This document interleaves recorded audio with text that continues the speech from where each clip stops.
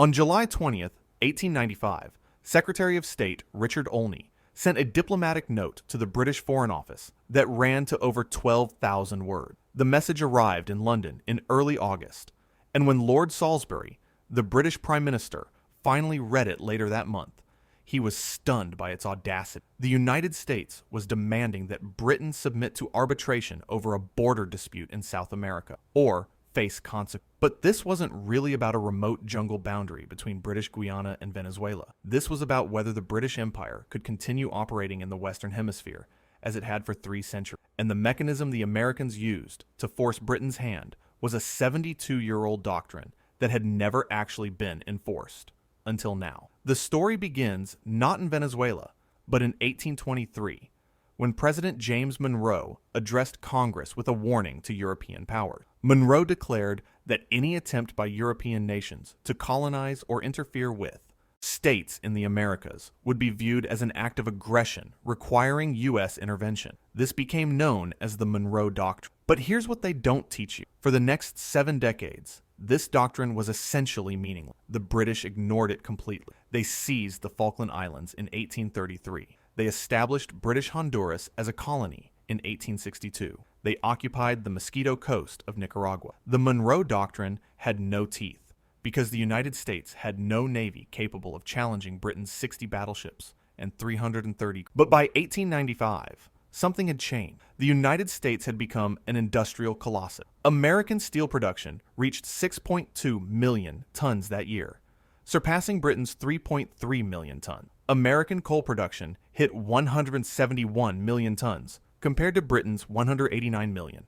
The gap was closing fast. The American economy now generated approximately $13 billion in gross national product, while Britain's stood at roughly $10 billion when adjusted for exchange rates. And crucially, the U.S. Navy had grown from 42 ships in 1881 to 105 ships by 1895, including 4 modern battleships. The balance of power in the Western Hemisphere had shifted, and President Grover Cleveland's administration was ready to prove it. The trigger point was a boundary dispute that had been simmering for 60 years. In 1835, a German explorer named Robert Schomburgk had surveyed the boundary between British Guiana and Venezuela, drawing a line that Venezuela accepted. But in 1840, Britain commissioned Schomburgk to draw a new line. This one pushed 33,000 square miles deeper into Venezuelan territory. The region contained gold deposits and timber, but more importantly, it gave Britain control over the mouth of the Orinoco River,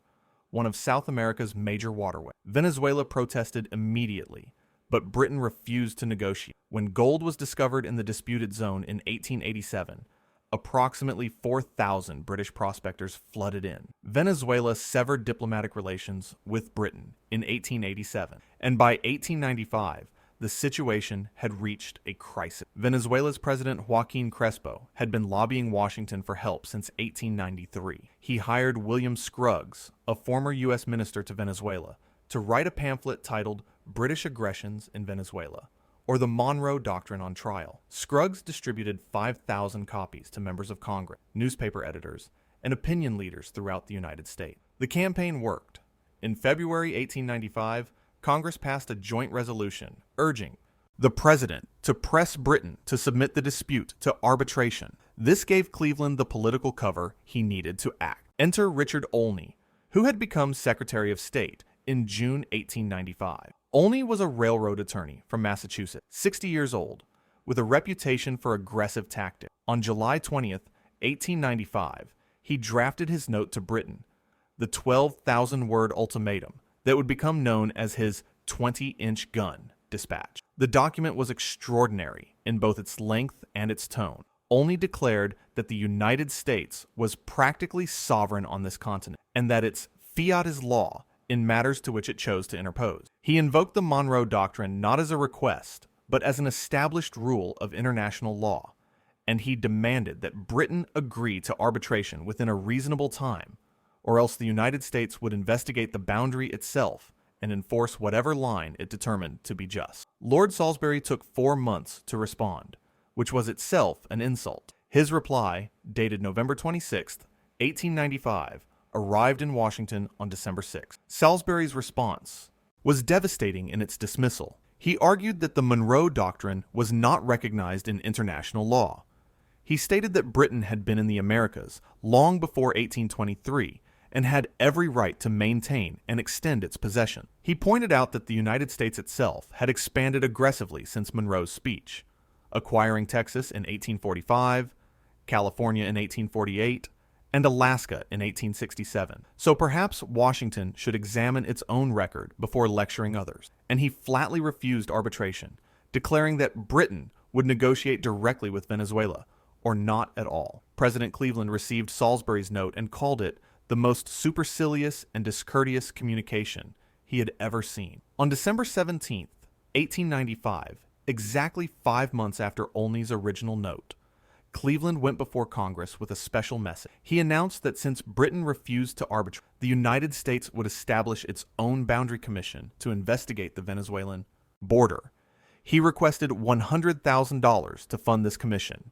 And then came the crucial sentence: when such report is made and accepted, it will, in my opinion, be the duty of the United States to resist by every means in its power, as a willful aggression upon its rights and interests, the appropriation by Great Britain of any lands or the exercise of governmental jurisdiction over any territory which, after investigation, we have determined of right belongs to Venezuela. In plain language, Cleveland had just threatened war with the British Empire over a jungle border in South America. The reaction in both countries was immediate and explosive. The New York stock market crashed. Industrial shares fell by an average of 28% in 3 days. American investors held approximately $2.5 billion in British securities, and British investors held roughly $3 billion in American railroad bonds and other assets. A war between Britain and the United States would be catastrophic for both economies. In London,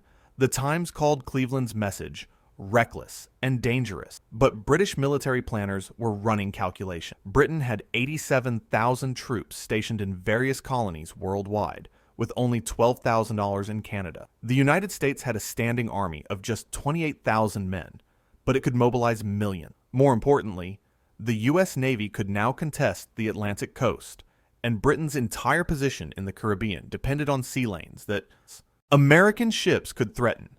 Within weeks, both sides began looking for an exit. The mechanism they found was brilliant in its simplicity. Britain would agree to arbitration, but on terms that practically guaranteed Britain would win. In February 1896, Salisbury's government signaled through back channels that it would accept arbitration if certain conditions were met. First, any territory that had been under British occupation for 50 years would automatically belong to Britain. No arbitration needed. Second, the arbitration tribunal would include 2 British judges, 2 American judges, and 1 neutral judge from a third country. Third, the standard for awarding disputed territory would be effective occupation and administration, not the original colonial border. These conditions were extremely favorable to Britain. The 50-year rule meant that most of the Schomburg Quay line would stand, since Britain had occupied those areas since the 1840s. The tribunal composition gave Britain equal weight despite being the defendant. And the effective occupation standard favored the power that had actively colonized the region, which was Britain, not Venezuela. But Olney and Cleveland accepted these terms because they had achieved their real objective, forcing Britain to acknowledge American authority in the Western Hemisphere. The Monroe Doctrine had been activated. Britain had blinked. The Treaty of Washington was signed on February 3, 1897, formally establishing the arbitration process. The tribunal consisted of 2 British judges, Lord Chief Justice Russell of Culloden and Sir Richard Collins, 2 American, Supreme Court Chief Justice Melville Fuller, and Justice David Josiah, and Russian jurist Friedrich Martens as the neutral arbiter. Venezuela had no representative on the panel, even though it was Venezuela's territory being divided. Severo Mallet Prevost, a 33-year-old American lawyer, represented Venezuela's interests, but he worked under instructions from the U.S. State Department. The tribunal met in Paris throughout the summer of 1899. British attorneys presented maps, surveys, and colonial documents showing decades of administration in the disputed zone. Venezuelan representatives argued that Britain had systematically pushed westward through military force and intimidation. The hearings lasted 54 days. On October 3, 1899, the tribunal announced its decision. Britain won almost everything. The tribunal awarded approximately 90% of the disputed territory to British Guiana. Venezuela received about 5,000 square miles out of the 33,000 square miles it claimed. Britain retained control of the Orinoco River mouth through possession of Point Barima, a strategic headland. The gold fields remained under British control. The new boundary ran roughly along the Schomburg Line of 1840, with minor adjustments. Venezuela was devastated by the outcome. But here's the twist that makes this entire story fascinating. The tribunal's decision was allegedly rigged. In 1944, nearly 50 years after the arbitration, Severo Mallet Prevost wrote a sealed memorandum to be opened only after his death. He died in 1948, and the memo was published in 1949. In it, Mallet Prevost claimed that the Russian judge, Friedrich Martens, had made a secret deal with the British judges. According to Mallet Prevost, Martens initially favored Venezuela's claims, and the American judges agreed with him. This would have given Venezuela a 3-2 victory. But the British judges allegedly threatened to issue a dissenting opinion that would embarrass everyone and potentially restart the crisis between Britain and America. Martens, wanting to avoid an international incident, allegedly proposed a compromise: award Britain most of the territory, but give Venezuela the mouth of the Orinoco to save face. The American judges reluctantly agreed to avoid a diplomatic explosion. There's no way to verify Mallet Prevost's account. No other arbitrator left a similar memorandum. The British and American governments have never officially acknowledged any impropriety. But Venezuela has used Mallet Prevost's memo to challenge the 1899 award repeatedly, most recently under Hugo Chavez and Nicolas Maduro. In 2018, the International Court of Justice began hearing Venezuela's argument that the 1899 arbitration was invalid. As of January 2026, the case remains unresolved, meaning this 130-year-old dispute is still technically active. So what actually happened in 1895 and 1896? The United States forced Britain to acknowledge American dominance in the Western Hemisphere, using a threat of war it probably wouldn't have carried out over a territory it ultimately didn't care about winning. Britain agreed to arbitration to avoid a catastrophic war, then won the arbitration anyway through superior legal preparation and possible backroom dealing. Venezuela lost most of its claim despite being the party that asked for American help in the first place. And the Monroe Doctrine, which had been a dead letter for 72 years, suddenly became the organizing principle of U.S. foreign policy for the next century. The real significance wasn't the boundary line drawn through the Venezuelan jungle. The significance was that Britain, the world's dominant empire, had accepted American authority over European actions in the Americas. After 1896, Britain never again attempted to expand its territorial holdings in the Western Hemisphere. When the Spanish-American War broke out in 1898, Britain remained neutral despite Spain's pleas for support. When the United States carved Panama away from Colombia in 1903 to build a canal, Britain didn't object. The Venezuela crisis had established a new hierarchy of power, and Cleveland and Olney had accomplished this through nothing more than words. No shots were fired, no troops deployed. The mechanism was pure diplomatic leverage, a willingness to escalate to war combined with economic interdependence that made war unthinkable for both sides. Britain needed access to American markets and American capital. The United States needed British investment in its railroads and industries. Neither side could afford armed conflict. So Britain accepted a subordinate position in the Americas rather than risk its global economic position. This pattern would repeat throughout the 20th century. The United States would invoke principle, the Monroe Doctrine, the Open Door Policy, the Truman Doctrine, and use the threat of economic or military action to enforce those principles without actually fighting. Other powers would calculate that accepting American demands was less costly than resisting, and gradually, American informal empire would replace European formal empire across much of the world. The Venezuela crisis was the prototype for this system. Today, the territory that Britain and Venezuela fought over remains part of Guyana, which gained independence from Britain in 1966. The region contains significant offshore oil deposits discovered in 2015 by ExxonMobil, estimated at more than 11 billion barrels. These fields could generate $150 billion in revenue over the next 20 years. And Venezuela?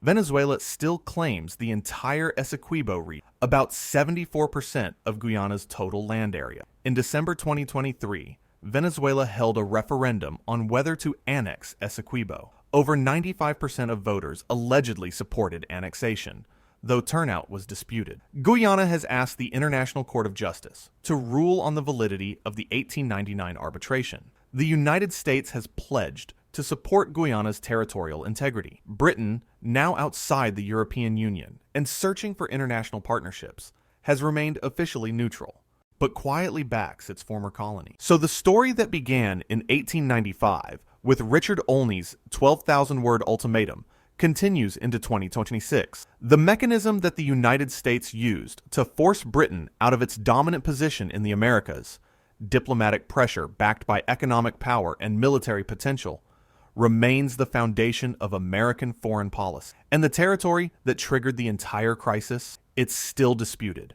still valuable, and still capable of provoking an international incident. The question I'll leave you with is this: how many current international borders are the result of arbitration, treaties, or negotiations where the real outcome was determined not by justice or law, but by which power was willing to escalate further? Have you ever looked into how your country's borders were actually drawn? Drop your thoughts in the comments below.